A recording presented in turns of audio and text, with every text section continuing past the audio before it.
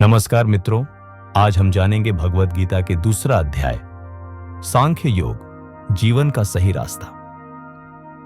जब अर्जुन रणभूमि में खड़ा होता है, सामने अपने ही रिश्तेदार, गुरु और मित्र खड़े होते हैं। उसके हाथ कांपने लगते हैं, धनुष गिर जाता है। वो श्री कृष्ण से कहता है, मैं ये युद्ध नहीं कर सकता। और यहीं से शुरू होता है भगवत गीता का दूसरा अध्याय, सांख्य योग यानी जीवन का सही रास्ता, ज्ञान और विवेक का मार्ग, आत्मा का ज्ञान। श्री कृष्ण कहते हैं, न हन्यते हन्यमाने शरीर, यानी आत्मा न कभी मरती है न पैदा होती है। शरीर नष्ट हो सकता है पर आत्मा अमर है। सीख एक, आत्मा अमर है, मृत्यु का भय छोड़ो।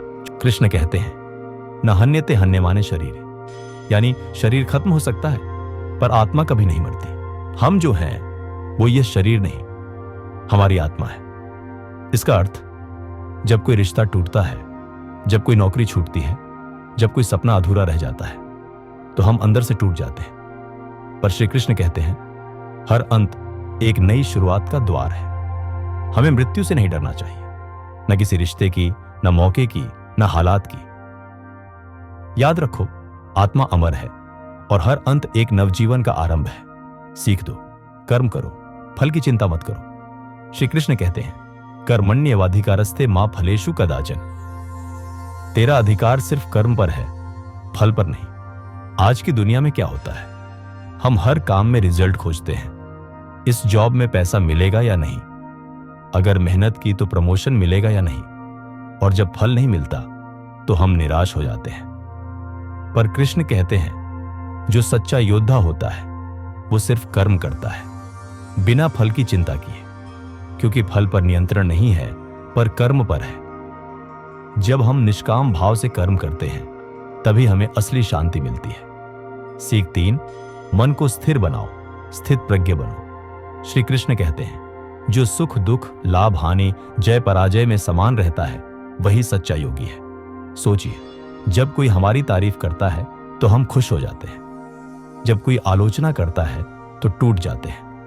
ऐसे मन के साथ हम जीवन में स्थिर कैसे रह सकते हैं? गीता कहती है, स्थित प्रज्ञ बनो, यानी ऐसा व्यक्ति बनो जो भीतर से शांत हो, जिसे न तारीफ उड़ा सके न आलोचना गिरा सके।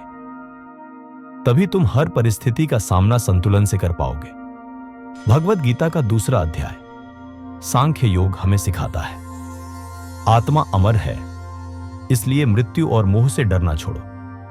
कर्तव्य करते रहो, बिना फल की चिंता किए। मन को स्थिर बनाओ ताकि तुम जीवन में हर तूफान को पार कर सको।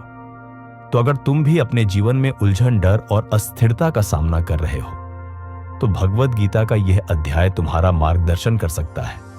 इसे सिर्फ पढ़ो नहीं, जियो, समझो, अपनाओ और देखो कैसे जीवन बदलने लगता है।